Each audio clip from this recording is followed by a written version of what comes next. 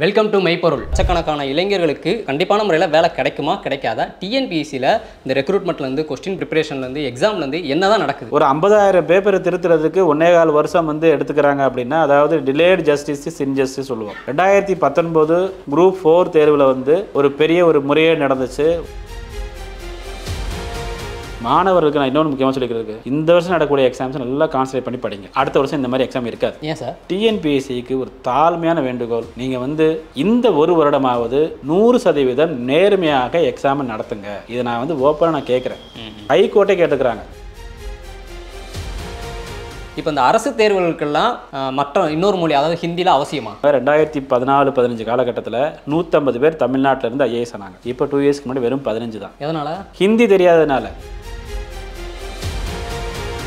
Group 4 எக்ஸாமுக்கு எப்படிலாம் படித்தா நம்மளுக்கு ஈஸியாக வேலை கிடைக்க வாய்ப்பு இருக்குது, ஈஸியாக கிளியர் பண்ண வாய்ப்பு இருக்குது? அதுக்கு ஏதாவது ட்ரிக்ஸ் இருந்தால் சொல்லுங்கள். இந்தியாவில் பார்த்தீங்க அப்படின்னா ரொம்ப ஒரு பெரிய பணக்கார நகரங்கள் டிஎம்கே. பணக்கார நகரங்கள் டிஎம்கேவா? ஆமாம். 125 அந்த ரேஷியோ, அந்த ட்ரிக்ஸ் கண்டிப்பாக எக்ஸாம் எழுதுறவங்களுக்கு ரொம்பவே யூஸ்ஃபுல்லாக இருக்கும்.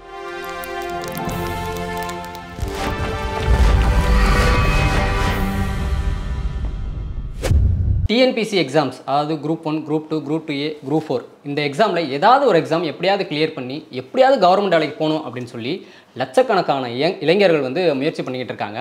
அப்படி லட்சக்கணக்கான இளைஞர்களோட கனவுல குண்டை தூக்கி போடுற மாதிரி தான் டிஎன்பிஎஸ்சியில் சில சம்பவங்களும் மோசடிகளும் நடந்துகிட்டு இருக்கு. அதெல்லாம் என்ன? அதையும் தாண்டி கவர்மெண்ட் வேலைக்கு போகிறதுக்கு இப்படியும் ட்ரிக்ஸ்லாம் இருக்கா அப்படின்னு சொல்லி நம்மளை வியக்க வைக்கிறதுக்கு நட்ராஜ் அகாடமியோட ஃபவுண்டர் திரு நட்ராஜ் சார் வந்திருக்காரு. அவர்கிட்ட டிஎன்பிஎஸ்சி எக்ஸாம்ஸ் பற்றி டீட்டெயிலாக கேட்டு தெரிஞ்சுக்கலாம்.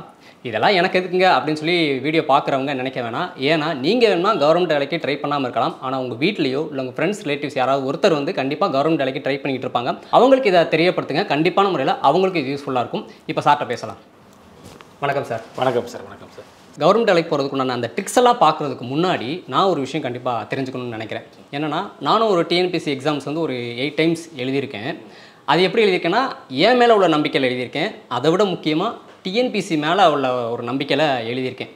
ஆனால் லட்சக்கணக்கான இளைஞர்கள் இப்படி படிச்சுட்டு இருக்கும்போது டிஎன்பிஎஸ்சியில் சில சம்பவங்கள் நடக்குது அப்படின்னு சொல்லி கேள்விப்படுறோம். இப்போ அந்த லட்சக்கணக்கான இளைஞர்களுக்கு கண்டிப்பான முறையில் வேலை கிடைக்குமா கிடைக்காதா? டிஎன்பிஎஸ்சியில் இந்த ரெக்ரூட்மெண்ட்லேருந்து கொஸ்டின் ப்ரிப்பரேஷன்லேருந்து எக்ஸாம்லேருந்து என்ன தான் நடக்குது? இப்படி என்ன தான் நடக்குது சொல்லி கேட்டிங்க அப்படின்னா, உதாரணமாக ஒரு லாஸ்ட் டைம் ஒரு குரூப் 2 எக்ஸாம் நடந்துச்சு. ஸோ அந்த எக்ஸாமில் ரிசல்ட்ஸ் பப்ளிஷ் பண்ணி எல்லாம் கவுன்சிலிங் பண்ணி அப்பாயின்மெண்ட்லாம் கொடுத்தாச்சு. அப்பாயின்மெண்ட் கொடுத்ததுக்கு அப்புறமா ஆன்சர் சீட்ஸ் வாங்கிக்கோங்கன்னு சொல்லி டிஎன்பிஎஸ்சி 500 ரூபா கொடுத்து டவுன்லோட் பண்ணிக்கோங்கன்னு சொல்லி இந்த சொந்த செலவில் சூனியம் வைக்கிற சொல்லுவாங்கல்ல, அந்த மாதிரி அவங்களே சொந்த செலவு சூனியம் வச்சுக்கிட்டாங்க. எல்லாருடைய ஆன்சர் சீட்டு 500 ரூபா டவுன்லோட் பண்ணி யாராலும் வாங்கிக்கலாம். அதில் ஒருத்தர் ஒரு கொஸ்டினுக்கு ஆன்சர் எழுதுறாரு. நீங்கள் வேலேஷன் பண்ணுறீங்க, நான் வேலேஷன் பண்ணுறேன். 15 மார்க்குக்கு நீங்கள் 13 மார்க் கொடுக்குறீங்க. இப்போ நான் எவ்வளோ மார்க் கொடுக்கணும்? நீங்களும் அதே தான் 13 இல்லை 10 கொடுக்கணும். நான் 0 கொடுக்குறேன். எப்படி? அதுதான் யார் வரணுங்கிறது அவங்களே முடிவு பண்ணிக்கிறாங்கன்னு சொல்கிறேன். ஆன்சர் சீட்டை 2 பேர் கட்டாயமாக திருத்தணும். அந்த 2 பேர் கொடுத்த ஆவரேஜ் மார்க் தான் ஃபைனல் மார்க்காக கொடுத்து ரிசல்ட் பப்ளிஷ் பண்ணுவாங்க. ஸோ அப்போ இதில் என்ன வருது அப்படின்னா, இந்த எக்ஸாமினேஷன் நடந்தது 2023 பிப்ரவரி. என்ன exam? Group 2 mains exam. Results publish பண்ணது 2024 ஏப்ரல். ஸோ நியர்லி 1.25 வருஷம் அவங்க எடுத்துக்கிட்டாங்க. ஒரு 50,000 பேப்பர் திருத்துறதுக்கு 1.25 வருஷம் எடுத்துக்கிறாங்க அப்படின்னா, அதாவது டிலேட் ஜஸ்டிஸ் இஸ் இன்ஜஸ்டிஸ் சொல்லுவோம்.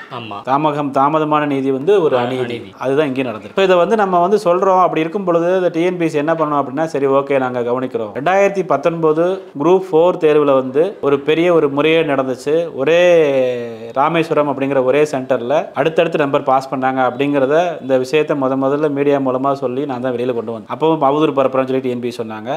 அப்புறம் அது விசாரிச்சாங்க. விசாரிச்சதுக்கப்புறம் ஃபர்ஸ்ட் 100 ரேங்க்ல நியர்லி ஒரு 50 பேருக்கு மேலே ஃப்ராடுன்னு சொல்லி அவங்க என்ன பண்ணாங்க, வேலை கொடுக்காம பண்ணாங்க. விசாரணை நடந்துச்சு.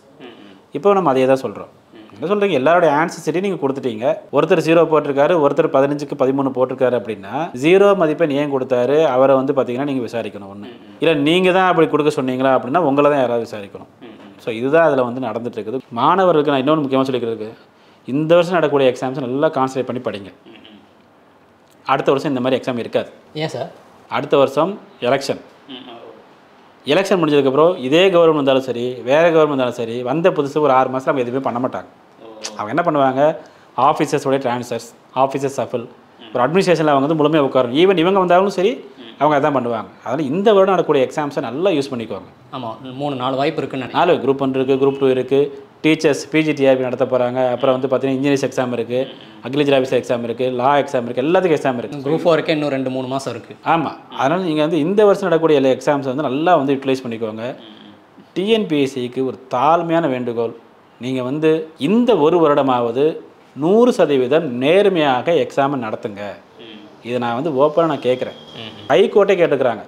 மெட்ராஸ் ஹைகோர்ட் ஒரு 2 வீக்ஸ்க்கு முன்னாடி தலைமைச் செயலாளர்கிட்ட இனிமேல் நடக்கக்கூடிய அரசு நியமனங்கள் எல்லாம் நேர்மையாக தான் நடத்துவீங்களா, உங்களால் பிராமண பத்திரம் தாக்கல் பண்ண முடியுமான்னு தலைமைச் செயலாளரிடம் ஹைகோர்ட் கேட்டிருக்கிறாங்க. நான் வந்து டிஎன்பிஎஸ்சிட்ட கேட்குறேன். இந்த கவர்மெண்ட்டுக்கு நான் ஒரு கோரிக்கை வைக்கிறேன். மே மாதம் தான் எல்லோரும் காலேஜ் முடிக்கிறாங்க. ஸோ அந்த மே மாதம் முடிக்கிறவங்களுக்கு வந்து பார்த்திங்கன்னா எக்ஸாம் எழுதலாம், அவங்களுக்கு ப்ரொவிஷன் டிகிரி சர்டிஃபிகேட் உடனே கொடுக்கறதுக்கு ஏற்பாடு பண்ணணும். இந்த மே மாதம் டிகிரி முடிக்கக்கூடிய எல்லாருமே அரசு தேர்வு குரூப் 1, குரூப் 2, குரூப் 4 எழுதலாம் அப்படிங்கிற மாதிரி ஒரு டிசிஷன் கவர்மெண்ட் கொடுக்கணும். குரூப் 4க்கு 10th தானே குவாலிஃபிகேஷன். குரூப் 4 10th தான் குவாலிஃபிகேஷன். இப்போ குரூப் 2, குரூப் 1 அப்படிங்கும்பொழுது என்ன பண்ணுவாங்க, டிகிரி சர்டிஃபிகேட் வரல, நீ அப்ளை பண்ண முடியாது. எதுக்காக சொல்கிறேன் அப்படின்னா, இப்போ நடக்கக்கூடிய எக்ஸாம் ரிசல்ட்ஸ் வந்து இந்த வருஷம் எண்ட்லேயும் அடுத்த வருஷம் தான் வரும். அடுத்த வருஷம் பிப்ரவரிக்கு மேலே எலெக்ஷன் ஃபீவர் வந்துடும், எக்ஸாம் நடத்த மாட்டீங்க. அப்போ புதுசாக கவர்மெண்ட்டோ இல்லை இதே கவர்மெண்ட்டோ வந்த புதுசில் உடனே எக்ஸாம் கண்டக்ட் பண்ண மாட்டாங்க. அப்போ அடுத்த வருஷம் ஃபுல்லாக வேஸ்ட்டாக போயிடும். ஸோ இந்த வருஷம் டிகிரி முடிக்கிறவங்க எல்லாரும் கண்டிப்பாக எக்ஸாம் எழுதலாம். ஒரு சிறப்பு ஆர்டர் கவர்மெண்ட் நினச்சா போடலாம், அவங்களுக்கு ஒரு வாய்ப்பு கண்டிப்பாக எல்லாருக்கும் யூஸ்ஃபுல்லாக இருக்கும். இப்போ இந்த அரசு மும்மொழி கொள்கை, இருமொழி கொள்கைன்னு சொல்லி பிரச்சனை போய்கிட்டு இருக்கு. இப்போ இந்த அரசு தேர்வுகளுக்கெல்லாம் மற்ற இன்னொரு மொழி, அதாவது ஹிந்தியில் அவசியமா? வேலைக்கு போகணும், கவர்மெண்ட் வேலைக்கு போகணும் அப்படின்னா இன்றைக்கி வந்து ஹிந்தி அவசியம். அதுக்காக சொல்கிறேன் அப்படின்னா தமிழ்நாட்டை தாண்டி தானே, தமிழ்நாட்டை தாண்டி வேலைக்கு நீங்கள் வந்து ஒரு சென்ட்ரல் கவர்மெண்ட் எக்ஸாம் நடத்துகிறாங்க சரிங்களா, அதுலேயும் இதே ஹிஸ்ட்ரி, இதே ஜாகிரபி, இதே எக்கனாமிக்ஸ், இதே பொலிட்டிக்கல் சயின்ஸ், இதே சிலபஸ் தான். நம்ம ஸ்டேட் கவர்மெண்ட் டிஎன்பிஎஸ்சி நடத்து சேம் சிலபஸ். பட் அதையும் மீறி ஹிந்தி தெரிஞ்சு வச்சுக்கிட்டீங்க அப்படின்னா யூபிஎஸ்சி எக்ஸாம் நீங்கள் எழுதுறீங்க அப்படின்னா அதில் சிவில் சர்வீஸ் ஆப்டிடியூட் டெஸ்ட்னு சொல்லிட்டு ஒரு குவாலிஃபையிங் பேப்பர் நீங்கள் நல்லா நோட் பண்ணிக்கோங்க. 2014-15 காலகட்டத்தில் 150 பேர் தமிழ்நாட்டிலேருந்து ஐஏஎஸ் ஆனாங்க. இப்போ 2 இயர்ஸ்க்கு முன்னாடி வெறும் 15 தான்.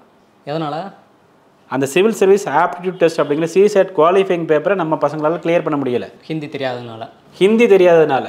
ஏன்னா அந்த கொஸ்டினை உங்களால் தமிழில் வாங்கி கொடுக்க முடியாது, அந்தளவுக்கு உங்களுக்கு கெப்பாசிட்டி இல்லை. உண்மையை சொன்னால் அதுதான். 40 MP 39 MP எல்லோரும் நீங்கள் இருப்பீங்க டெல்லியில். மத்திய அரசு தேர்வுகளில் முக்கியமாக ஐஏஎஸ் ஐபிஎஸ் தேர்வுகளில் தமிழிலையும் ப்ரிலிமினரி எக்ஸாமுக்குண்டான கொஸ்டின் வேணும்னு சொல்லி ஃபைட் பண்ணி 10 வருஷமாக உங்களால் வாங்கி கொடுக்க முடியல. அப்போ நான் ஹிந்தியாவது படிச்சுட்டு போகிறேன். அதாவது A is elder brother of B, B is youngest sister of C, C is maternal uncle of D. இந்த மாதிரி வந்து ஒரு பிளட் ரிலேஷனில் ரொம்ப குழப்பி ஒரு கொஸ்டின் கொடுத்துருக்குறாங்க. அது இங்கிலீஷ்லேயும் இருக்கும், ஹிந்திலையும் இருக்கும். ஹிந்திக்காரனுக்கு அவனுக்கு இங்கிலீஷ் தான் தெரியாது, ஆனால் ஹிந்தி நல்லா தெரியும், ஈஸியாக வந்து அந்த கொஸ்டின் ஆன்சர் பண்ணிடுறான். நம்ம வந்து பார்த்திங்கன்னா அதில் உள்ள இங்கிலீஷை எல்லர் பிரதரா, மூத்த அண்ணனா, அப்புறம் வந்து இளைய தங்கச்சியா, அங்கெல்லாம் உட்காந்து ஆன்சர் பண்ணி ஒரு கொஸ்டினுக்கு ரொம்ப நேரம் எடுத்துக்கிடுவோம். 5-10 நிமிஷம் கூட ஆகும். அந்த மாதிரி 10-15 கொஸ்டின் காம்ப்ளிகேஷன் இருக்கும், ரீடிங் காம்ப்ளிகேஷன் அது இதுன்னு இருக்கும். அந்த 80 கேள்வியில் 28 கேள்வி லைட்டாக எழுதுனா போதும், நம்ம குவாலிஃபை ஆகிடலாம். 10 வருஷம் உட்காந்து படித்தோம். ஜென்ரல் ஸ்டடீஸில் 200க்கு 130 மார்க் மேலே நம்ம எடுத்துடுறாங்க. ஆனால் இதில் வந்து 10 வருஷமாக உட்காந்து படித்தோம், அந்த 28 கேள்வி நம்மளால் எழுத முடியாது. அதற்கு காரணம் என்னென்னா, அங்கே அந்த 2 லாங்குவேஜில் இங்கிலீஷ் மட்டும் தான் நமக்கு தெரியும், ஹிந்தி தெரியாது. சரி, இன்னொரு லாங்குவேஜ் தமிழை வச்சு நீங்கள் கொடுக்க முடியாது, அதுக்கு வந்து யூபிஎஸ்சி முடியாதுன்ட்டாங்க. அதை நம்ம ஃபைட் பண்ணி வாங்குறது நம்மளால் முடியலை. ஹிந்தி தெரிஞ்சுதா, சரி இங்கிலீஷ் ஒன்று புரியலாம், ஹிந்தியை பார்த்துக்கலாம். ப்ரைவேட் ஜாப்ஸு லாஸ்ட் இயர் 520 லட்சம் ஜாப்ஸ் வந்து நார்த் இந்தியாவில் ஃபில் பண்ணியிருக்கிறாங்க. ஹிந்தி வந்து பார்த்திங்க அப்படின்னா கம்பல்சரிங்கிறாங்க. நம்முடைய தமிழ்நாட்டில் நம்பர் 1 கோடீஸ்வரர் ஹெச்சிஎல் சிவநாடர் அவர்கள் கோடிக்கணக்கான வாய்ப்புகளை கொடுக்குறாரு, வேலை வாய்ப்புகளை கொடுக்குறாரு. ஹிந்தி படிச்சுக்கோங்கிறார். ஜோகோ நிறுவனர் ஸ்ரீதர் வேம்பு, நானே ஹிந்தி படிக்கிறேன், நான் ஒரு இன்ஜினியரிங் கிராஜுவேட்டு, நான் ஒரு இன்ஜினியர், சாஃப்ட்வேர் கம்பெனி வச்சுருக்கிறேன், நான் ஹிந்தி படிக்கிறேன், நீங்களும் படிங்கிறார். மாணவர் வந்து வேலை வேணும் அப்படின்னா ஹிந்தி வேணும். ஏதோ ஒரு லாங்குவேஜ், ஹிந்தின்னு இல்லை, தெலுங்கு சொல்லிக் கொடுங்களேன். நான் தமிழ்நாடு போக ஆந்திராவில் போய் வேலை பார்த்துக்கிறேன். ஸ்கூலில் கன்னடம் சொல்லிக் கொடுங்க, தமிழ்நாடு போக கர்நாடகா போய் வேலை பார்த்துக்கிறேன். மலையாளம் சொல்லிக் கொடுங்க, ஸ்கூலில் மும்மொழி தானே, தமிழ் இங்கிலீஷ் மலையாளம் சொல்லிக் கொடுங்க. தமிழ்நாடு கேரளாவில் போய் என்னால் வேலை பார்க்க முடியும், தமிழ்நாடு கர்நாடகாவில் போய் வேலை பார்க்க முடியும், தமிழ்நாடு ஆந்திராவில் போய் வேலை பார்க்க முடியும். ஹிந்தி தான் சொல்லிக் கொடுக்க சொல்லலை. ஹிந்தி தெரிஞ்சது அப்படின்னா இந்தியாவில் பல மாநிலங்களுக்கு போயிடலாம். 10 மாநிலங்கள் ஹிந்தி பேசுகிறாங்க. ஸோ அந்த 10 மாநிலங்கள் நல்லா வேலை பார்க்க முடியும் ப்ரைவேட்டில். நான் தமிழ்நாட்டில் வேலை பார்ப்பேன். 11 மாநிலங்கள் எனக்கு வேலை வாய்ப்பு கிடைக்கும். கன்னடம் சொல்லிக் கொடுத்தீங்கன்னா 2 மணி நேரம் வேலை வாய்ப்பு கிடைக்கும். இன்றைக்கி வேலை முக்கியம். பசங்களுக்கு வந்து பார்த்தீங்கன்னா எக்ஸ்ட்ரா ஒரு லாங்குவேஜ், நீங்கள் ஹிந்தி தான் கிடையாது, எக்ஸ்ட்ரா ஒரு லாங்குவேஜ் சொல்லுவீங்க. அரசு தேர்வுகளுக்கு ப்ரிப்பேர் பண்ணணும் அப்படின்னு நீங்கள் நினச்சிட்டிங்க அப்படின்னா, ஏன்னா எதுக்காக சொல்லணும், யூபிஎஸ்சியும் சரி டிஎன்பிஎஸ்சியும் சரி ஒரு 75% சிலபஸ் சேம் சிலபஸ். நம்மளை மாதிரி ஹிஸ்ட்ரி நம்ம ஸ்கூல் புக்கெல்லாம் ரொம்ப தரமான புக்கு. நம்மளை மாதிரி ஒரு வரலாறு புவியெல்லாம் யாரும் படிக்க மாட்டாங்க நார்த் இந்தியாவில். ஆனால் அந்த கொஸ்டின் ஹிந்திலையும் இருக்கிறதுனால அவங்க அட்வான்டேஜ் எடுத்துகிட்டு போயிடுறாங்க. ஸோ அப்படி இருக்கும்பொழுது வந்து பார்த்திங்க அப்படின்னா இந்த மாதிரி ஒரு சில விஷயங்கள் இப்போ எக்ஸாம் ப்ரிப்பேர் பண்ணுற வேலை வாய்ப்புக்காக நம்ம சொல்கிறோம். மற்றபடி வந்து ஒரு பொலிட்டிக்கலி வந்து ஹிந்தி வேணுமானா வேண்டாம், அப்படி நமக்கு கொடுக்கணுங்கிற அவசியம் கிடையாது. ஆனால் என்னென்னா அன்றைக்கி சொல்லுவோம் அந்த காலத்தில் இந்திய எதிர்ப்பு, அன்றைக்கி இந்திய எதிர்ப்பு தேவை. 1967களில் இந்திய எதிர்ப்பு தேவை அறிஞர் அண்ணா கொண்டு வந்தது. ஏன்னா அன்றைக்கி வந்து தமிழ்நாடு பெரிய டெவலப்டு ஸ்டேட் கிடையாது. அன்றைக்கி நம்ம ஹிந்தி அலோவ் பண்ணியிருந்தோம்னா இன்றைக்கி நம்ம அடிமையாக தான் இருந்திருப்போம். பட் இன்றைக்கி நமக்கு ஹிந்தி வந்து பார்த்திங்க அப்படின்னா எதிர்க்கணும் அவசியமே இல்லை. இன்றைக்கி வந்து ஒரு ஜிஎஸ்டி கலெக்ஷனில் 35,000 கோடி தமிழ்நாடு கூட நம்ம தான் நம்பர் ஃபஸ்ட்டு, நம்பர் 1. மெடிக்கல் டூரிசம்னா நம்ம தான் நம்பர் 1. டெக்ஸ்டைலில் நம்ம நம்பர் 2. எக்கனாமி 2வது பெரிய எக்கனாமி தமிழ்நாடு. நம்மளை நம்பி தான் வந்து சென்ட்ரல் கவர்மெண்ட்டே இருக்குது. அதனால் நேற்று முதல்வர் கூட சொல்லியிருக்காரு, ஒரு நொடி போதும் நான் வரி நிப்பாட்டின்னு சொல்லிட்டு சொல்கிறதுக்கு நமக்கு அவ்வளோ தைரியம் இருக்குதுன்னா நம்ம வந்து அந்தளவுக்கு வளர்ந்துருக்கோம். அதாவது வந்து இன்றைக்கி நம்ம எங்கே லாக் ஆகிருக்கிறோம், இன்றைக்கி வந்து இந்த ஒரு சமூகத்துக்கு எதிரான ஒரு சில விஷயங்கள், அந்த சோசியோ எக்கனாமிக் இஷ்யூஸ் தமிழ்நாட்டில் அதிகமாக நடக்குது அப்படின்னா வேலையில்லா திண்டாட்டம் முக்கியமான காரணம். கவர்மெண்ட்டோ ப்ரைவேட்டோ எக்ஸ்ட்ரா ஒரு லாங்குவேஜ் தெரிஞ்சுக்கிட்டோம் அப்படின்னா நம்ம வந்து இன்னும் கொஞ்சம் எக்ஸ்ப்ளோர் பண்ண முடியும். உலகமயமாக்கல், தாராளமயமாக்கல், உலகத்தில் எங்கேனாலும் போய் வேலை பார்க்க முடியும் தமிழனால். ஆனால் இந்தியாவில் தமிழ்நாட்டை தானே வேலை பார்க்க முடியாது. அப்போது வந்து இது யாருடைய தப்பு? இது வந்து அரசாங்கம், அது எந்த அரசாங்கமாக இருந்தாலும் சரி தான். பாலிசிஸ் அதுக்கு தகுந்த மாதிரி நீங்கள் வந்து ஃப்ரேம் பண்ணணும். ஸோ அதான் நம்ம சொல்ல வரோம். ஹிந்திங்கிறது இல்லை, ஏதோ ஒரு லாங்குவேஜ் படிச்சுக்கிட்டோன்னா நமக்கு வந்து வெளியில் போகலாம். அப்போ வேலைக்காவது ஹிந்தின்னு இல்லை, ஏதோ ஒரு தேர்ட் லாங்குவேஜ் கற்றுக்கிறது நமக்கு ரொம்பவே யூஸ்ஃபுல்லாக இருக்கும் அப்படின்னு சொல்லி ஏதாவது ஒரு லாங்குவேஜ் கற்றுக்கும். ஏப்ரலில் குரூப் 4க்கு நோட்டிஃபிகேஷன் வரப்போகுதுன்னு சொல்கிறாங்க. அப்போ எப்படியும் ஜூன் ஜூலையில் எக்ஸாம் நடக்கும். அடுத்து குரூப் 2, 2A எல்லாம் வரப்போகுது. இப்போ இந்த எக்ஸாம்ஸ்க்குலாம் முக்கியமாக குரூப் 4 அடுத்து வரப்போகிறதுனால கேட்குறேன், இந்த குரூப் 4 எக்ஸாமுக்கு எப்படிலாம் படித்தா நம்மளுக்கு வந்து ஈஸியாக வேலை கிடைக்க வாய்ப்பு இருக்குது, ஈஸியாக கிளியர் பண்ண வாய்ப்பு இருக்குது, அதுக்கு ஏதாவது ட்ரிக்ஸ் இருந்தால் சொல்லுங்கள். ரொம்ப ஷார்ட்கட் மெத்தடில் படிக்கணும் அப்படின்னா குயிக்கர் மேக்ஸ்னு ஒரு புக் இருக்குது. Quicker maths by Tyra, TYRA. Tyra என்பவர் குயிக்கர் மேக்ஸ்னு ஒரு புக்கு போட்டிருக்காரு. அதில் வந்து ஷார்ட்கட் மெத்தடில் வந்து பார்த்திங்கன்னா நிறைய விஷயங்கள் மேக்ஸில் இருக்குது. அதை வந்து நீங்கள் வந்து ஃபாலோ பண்ணணும். ரீசெண்டாக கொஸ்டின் பேப்பரில் என்ன ஏரியா அதிகமாக கேட்குறாங்க, ரீசெண்டாக வந்து மென்சுரேஷன் அதிகமாக கேட்குறாங்கன்னா மென்சுரேஷனுக்கு நிறைய கான்சன்ட்ரேஷன் கொடுங்க. ரீசெண்டாக சிம்பிள் இன்ட்ரெஸ்ட் காம்பவுண்ட்ஸ் கேட்குறாங்கன்னா சிம்பிள் இன்ட்ரெஸ்ட் காம்பவுண்ட்ஸுக்கு நிறைய வந்து கான்சன்ட்ரேஷன் கொடுங்க. ரீசெண்டாக வந்து பார்த்தீங்கன்னா ரீசனிங் டைப் ஆஃப் கொஸ்டின் அதிகமாக கேட்குறாங்க. 5 பேர் வட்டமாக உட்காந்துக்கிறாங்க, இவர் இதுக்கு அடுத்து உட்காந்துருக்காரு, அவர் ஆப்போசிட்டில் உட்காந்துருக்காருன்னா அந்த மாதிரி கொஸ்டின்ஸை நெட்டில் தேடி பார்த்து படிங்க. ஸோ எதுக்காக நம்ம இதை சொல்கிறோம் அப்படின்னா 25 out of 25 எடுத்துட்டீங்க அப்படின்னா மற்ற ஜென்ரல் நாலேஜ் கொஸ்டின் ஹிஸ்ட்ரியோ ஜியாகிரஃபியோ சரியாக வரலனா கூட இந்த 125, 100 தமிழ், 100 மேக்ஸ் அண்ட் ரீசனிங், இந்த 125க்கு ஒரு 120 போட்டிங்கன்னா கண்டிப்பாக வேலை கிடைக்கும். போடலாம். ஏன்னா அந்த 125 கொஸ்டினை ஆன்சர் பண்ணுறதுக்கு சரியான சோர்ஸ் உங்கள்கிட்ட இருக்குது. மிச்சம் இருக்கக்கூடிய 75 கொஸ்டின் இருக்குல்ல, அதை ஆன்சர் பண்ணுறதுக்கு ஒவ்வொரு 75 கொஸ்டினில் 7 சப்ஜெக்ட் வருது வைங்களேன். ஹிஸ்ட்ரி, ஜியாகிரஃபி, எக்கனாமி 7 சப்ஜெக்ட் வருது. ஒவ்வொரு சப்ஜெக்ட்டுக்கும் 10 புக்கு நீங்கள் ரெஃபர் பண்ணணும். ஸோ 7 சப்ஜெக்ட்டுக்கு 70 புக்கு ரெஃபர் பண்ணுறது புத்திசாலித்தனமா, இல்லை 125 கொஸ்டினுக்கு வந்து பார்த்தீங்கன்னா வெறும் 4 புக்கு ரெஃபர் பண்ணுறது புத்திசாலித்தனமா? நிறைய பேர் வந்து இந்த சர்க்கிளுக்குள்ளே அடாப்ட் ஆக மாட்டாங்க. இந்த கோச்சிங் சென்டர்ஸுடைய ஒரு பலமே என்னென்னா இந்த சர்க்கிளுக்குள்ளே அவங்களை அடாப்ட் ஆக வச்சுருவாங்க. கோச்சிங் சென்டர் போகிறீங்க அப்படின்னா தமிழை தவிர எதுவும் நடத்த மாட்டான், அவனுக்கு தேவை தமிழ் தானே. ஓகே, உண்மையிலே சார் நீங்கள் இவ்வளோ நேரம் சொன்ன அந்த ட்ரிக்ஸ் எல்லாம் ரொம்ப யூஸ்ஃபுல்லாக இருக்குது. அதுலேயும் குறிப்பாக அந்த 125 125 கொஸ்டினுக்கு 4 புக்கு 125:4 அந்த ரேஷியோ, அந்த ட்ரிக்ஸ் வந்து கண்டிப்பாக எக்ஸாம் எழுதுறவங்களுக்கு ரொம்பவே யூஸ்ஃபுல்லாக இருக்கும். வங்காள விரிகுடா கடல் இருக்குது. வங்காள விரிகுடா கடல் வந்து பார்த்தீங்க அப்படின்னா அதை ஒட்டியுள்ள மாநிலங்கள் எவை இதெல்லாம் எக்ஸாமில் கேட்பாங்க.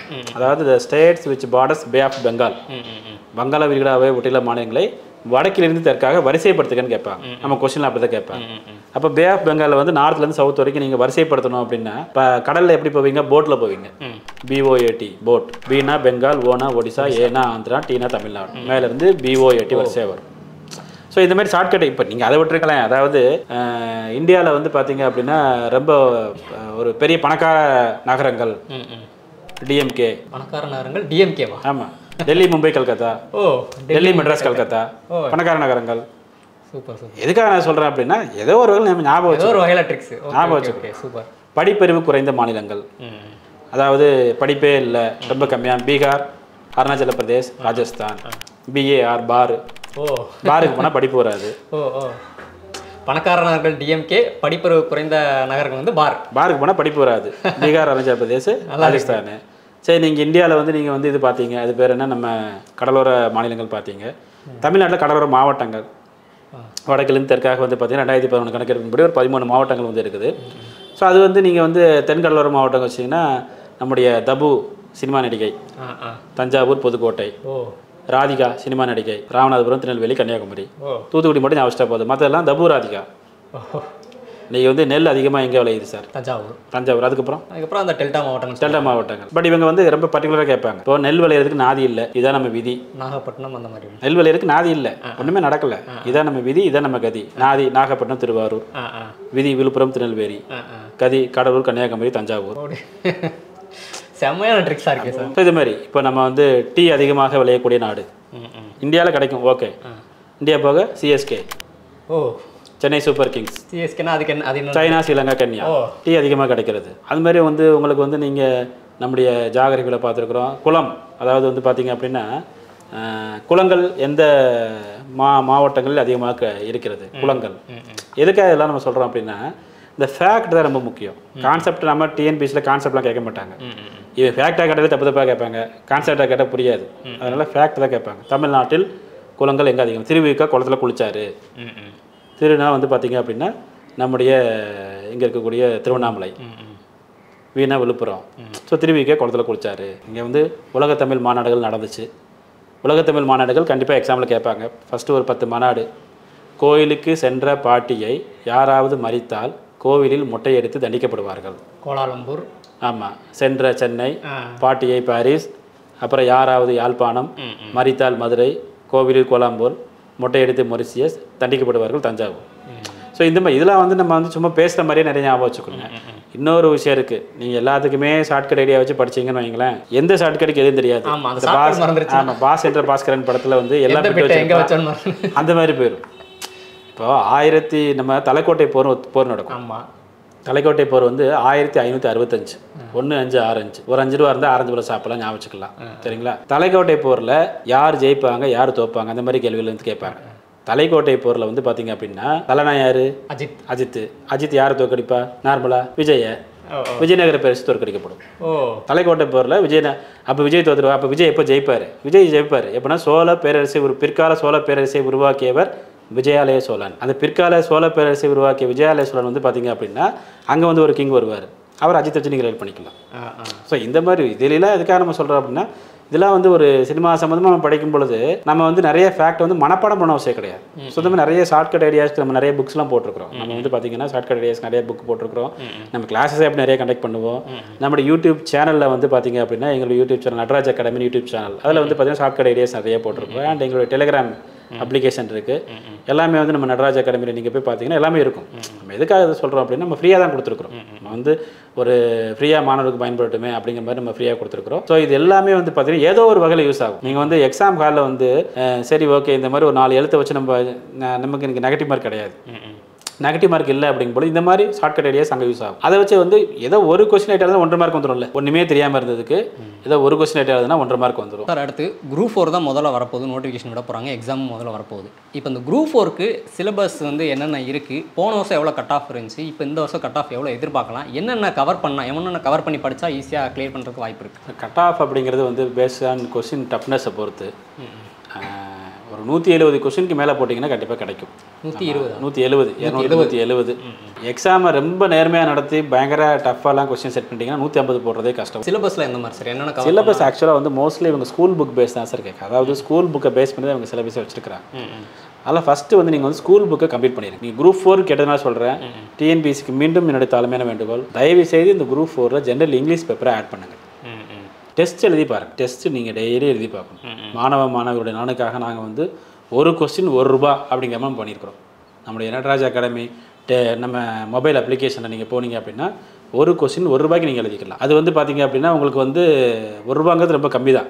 அது இன்றைக்கி இன்னும் சொல்லப்போனால் அது வந்து ஒரு காஸ்ட்டே கிடையாது. ஸோ நிறைய பேர் பாஸ் பண்ணணும் அப்படிங்கிறதுக்காக ஒரு கொஸ்டின் ₹1 சொல்லி நம்ம வச்சுருக்கிறோம். நடராஜ் அகாடமி ஆப்பில் இருக்குது, நீங்கள் யூஸ் பண்ணிக்கலாம். பொது தமிழோ பொது ஆங்கிலம் கண்டிப்பாக கொண்டு வரணும். பொது ஆங்கிலமோ 100க்கு 98 99 கண்டிப்பாக எழுதணும். அண்ட் வந்து அதில் கூட இலக்கண குறிப்பு, இலக்கண பகுதிகள், உரைநடை, செய்யுள்கள் எல்லாமே வந்து ஸ்கூல் புக்கை டாப் டு பாட்டம் அட்டை டு அட்டை கரைச்சி கொடுத்துடும். ஓகே சார், இவ்வளோ நேரம் வந்து நீங்கள் அந்த குரூப் 1லேருந்து குரூப் 4 வரைக்கும் என்னென்ன நடக்குது, எப்படி ரெடி ஆகிக்கணும், நீங்கள் சொன்ன அந்த ட்ரிக்ஸ், இது எல்லாமே வந்து எங்களுக்கும் நாட்டு நடப்பு ஃபாலோ பண்ணக்கூடிய டிஎன்பிசி மாணவர்களுக்கும் தேர்வர்களுக்கும் ரொம்பவே யூஸ்ஃபுல்லாக இருந்திருக்கும் அப்படின்னு நம்புகிறோம் சார். ஸோ ரொம்ப நன்றி. நன்றி நன்றி. ஸோ சார் சொன்னதையும் தாண்டி டிஎன்பிசி எக்ஸாம் சம்மந்தமாக என்ன டவுட்ஸ் இருந்தாலும் மறக்காமல் கமெண்ட்டில் சொல்லுங்கள். அடுத்தடுத்த வீடியோக்குள்ள அதை பற்றி நாங்கள் கிளியர் பண்ணுறோம். நன்றி. நான் அடிச்ச மணி கடவுளுக்கு கேட்டு சொல்லியோ கவர்மெண்ட்டுக்கு கேட்டுருச்சு. அடி சாம்பார் அப்பாயின்மெண்ட் ஆர்டர்.